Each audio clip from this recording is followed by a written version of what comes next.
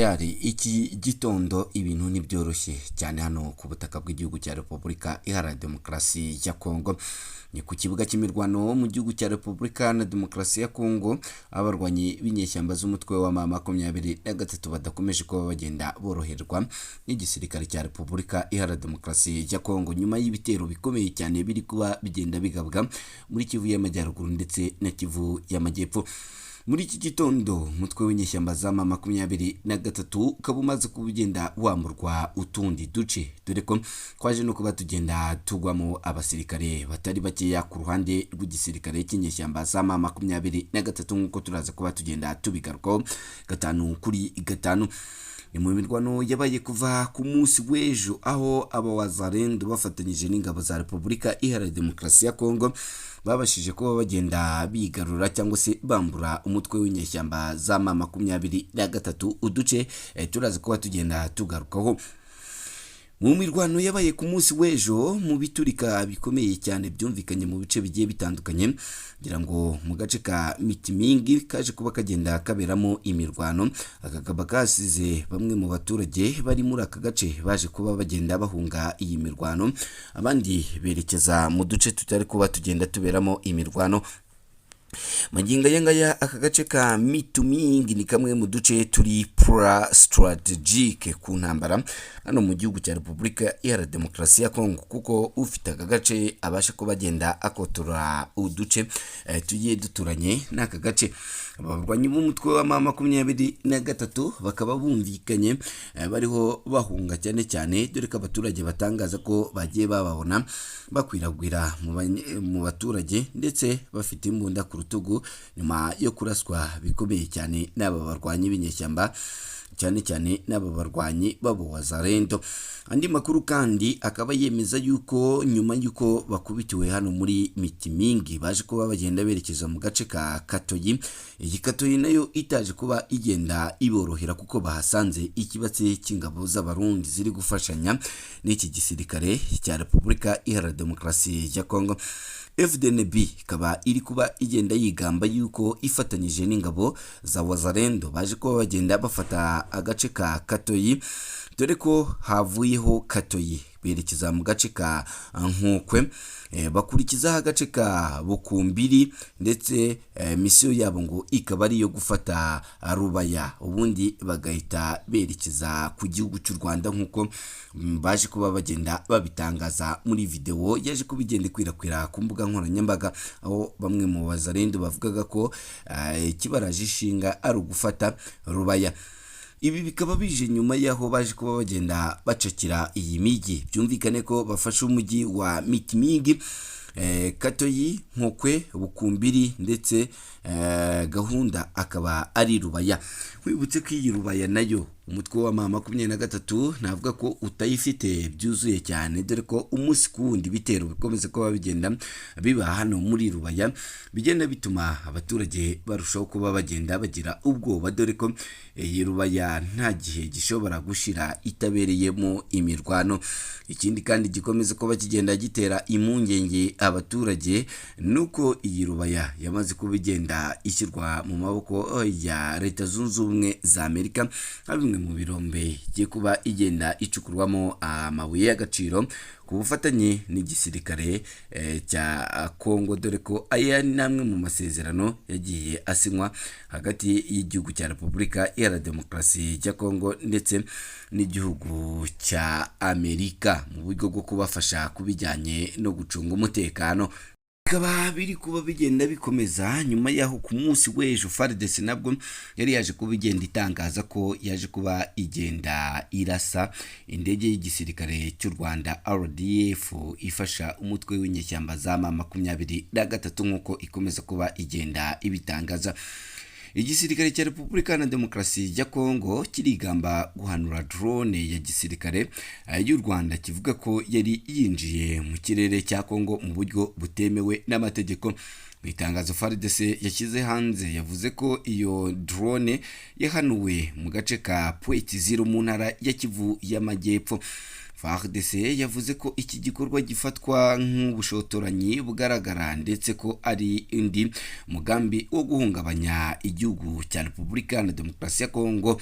iri tangazo ryasohoye rigira riti drone y'igisirikare cy'u Rwanda yari yavogereye ikirere cya Repubulika na Demokarasi ya Kongo yahanuwe neza n'ingabo za FARDC Impuhwe Zero mu ntara ya Kivu y'Amajyepfo. FARDC yakomeje ivuga ko ingabo zayo zikomeje kuba maso mu kwitegura kurinda ubusugire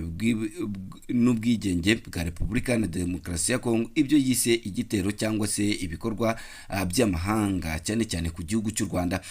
Kugeza ubu u Rwanda ntiruragira icyo rutangaza ku byatangajwe na FARDC ku bijyanye na drone bavuga ko yahanuwe.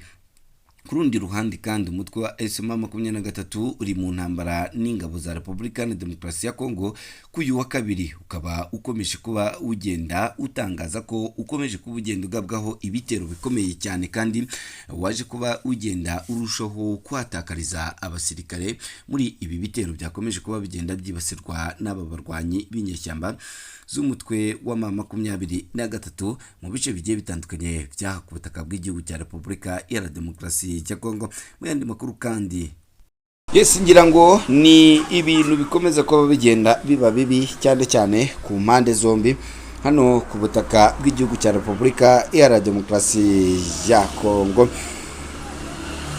Igisirikare cya M23 cyangwa se cya Kongo cyatangaje ko cyarashe drone yise ko yavogereye ikirere cyayo mu gihugu kivuga ko ari ihuriro rya Alliance Fleuve Congo.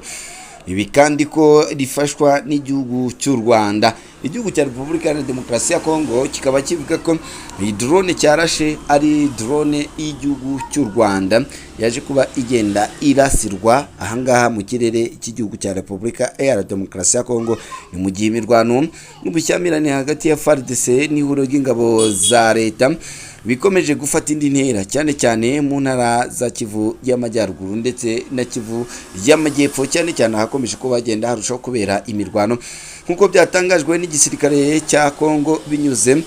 ku rukuta rwa X. Iyo drone yarasiwe mu gace ka Impuhwe Zero ku muhanda werekeza mu Minembwe, Mikenke no kwa Murima, ahazwi nk'ahakunze kubera ibikorwa bya gisirikare n'imirwano hagati y'impande zombi zihanganye. FARDC yavuze ko iyi drone yari iya gisirikare, yari y'igisirikare cy'u Rwanda, kandi ko yari yinjiye mu kirere cy'iki gihugu mu buryo butemewe. Iri tangazo rikomeza rivuga ko icyo gikorwa gifatwa nk'ubushotoranyi bukomeye ndetse n'uburyo bushya bwo guhungabanya ubusugire bwa Kongo, ariko abaturage bakavuga ko ibyo FARDC yatangaje bishobora kuba bidakura n'ukuri, ahubwo ko ari imirimo ya politike ikomeje kuba igenda iba. Kugeza ubu leta y'u Rwanda nta kiratangaza ku iyo makuru cyangwa ku birego ikomeza kuba. Ndi Rwanda usanga ibikorwa bya gisirikare n'ibikorwa ndetse n'ama-operation akomeza kuba agenda ba mu gihe impande zombi zose ubona ko zirushaho kuba zigenda zitana ba mwana, nta ruhande na rumwe rugenda rwemera yuko rugenda rukora ama-operation agenda atuma ubuzima bw'abatari bakeya bugenda buhungabana. Iki kikaba ikibazo gikomeye cyane kubera ko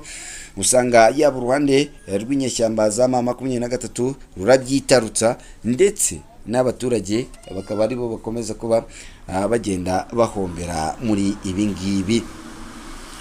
Kugeza ubu leta y'u Rwanda nta na kimwe iratangaza kuri aya makuru cyangwa se ibi birego byashinzwe ahagaragara n'igisirikare cya Repubulika na Demokarasi ya Kongo. Ni mu bihe byashize Kigali yakunze guhakana ibi birego nk'ibyo, ivuga ko Kinshasa ikoresha u Rwanda nk'urwitwazo rwo gushakisha ibibazo by'umutekano muke n'imiyoborere mibi bimaze imyaka myinshi byugarije uburasirazuba bwa Repubulika ya Demokarasi ya Kongo.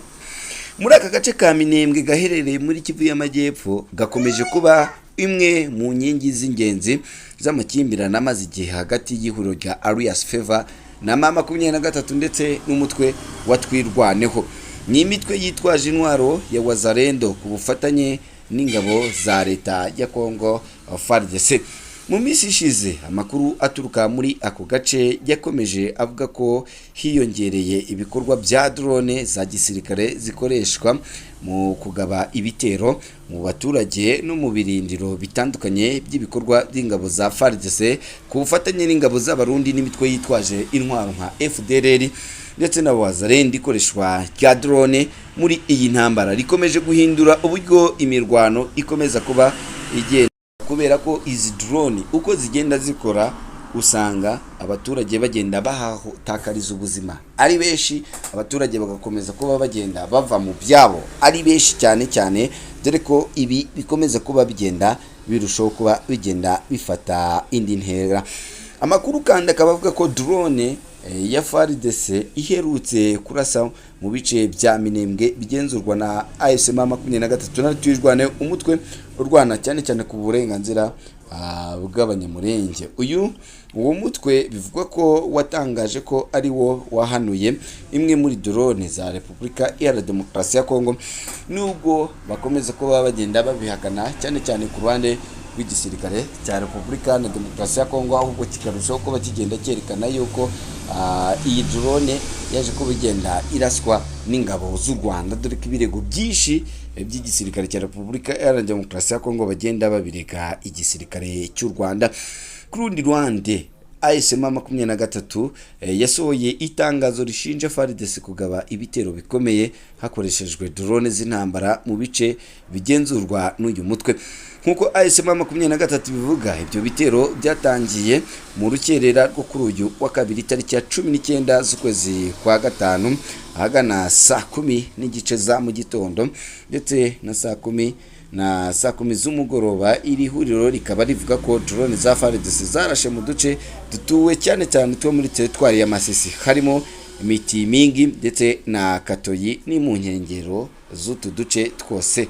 AFC M23 ishinja FARDC kuba yarakoresheje imbunda ziremereye ndetse n'ibitero byo mu kirere byibasira abaturage, ibintu ivuga ko bishobora guteza ibibazo bikomeye by'ubutabazi n'umutekano muke mu baturage basanzwe bamaze igihe bahunga iyi mirwano ihuza izi mpande zombi. Abaturage bo muri utu duce twavuzwe bumvikanye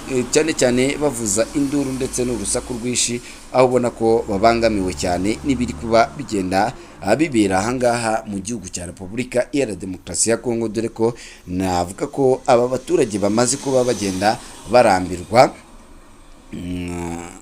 barambirwa cyane yuko imirwano irushaho kuba igenda ituma bagenda bahunga umunsi ku ibi bikomeza kuba bigenda bivugwa kandi muri Mwenga AFC M23 natwirwaneho bakomeje kuba bagenda barwana n'ingabo zo kwihuriro ry'igisirikare cya Repubulika Iharanira Demokarasi ya Kongo. Mu gihe umutekano mu burasirazuba bwa Repubulika Iharanira Demokarasi ya Kongo ukomeje kuzamba, kuri uyu wa kabiri tariki ya 19 z'ukwezi kwa gatanu mwaka w'ibihumbi 2026 hongeye kuvugwa imirwano ikomeye mu gace ka Kiyomvu muri teritwari ya Mwenga intara ya Kivu y'Amajyepfo. Iyi mirwano yahungabanyije ihuriro rya AFC M23 rifatanyije na twirwaneho n'ingabo za Repubulika Iharanira Demokarasi ya Kongo zishyigikiwe n'ingabo z'u Burundi, abarwanyi ba FDLR ndetse n'indi mitwe yitwaje intwaro yose yemeye kwifatanya n'igisirikare cya Repubulika Iharanira Demokarasi ya Kongo kugira ngo barwanye uyu mutwe w'inyeshyamba za M23.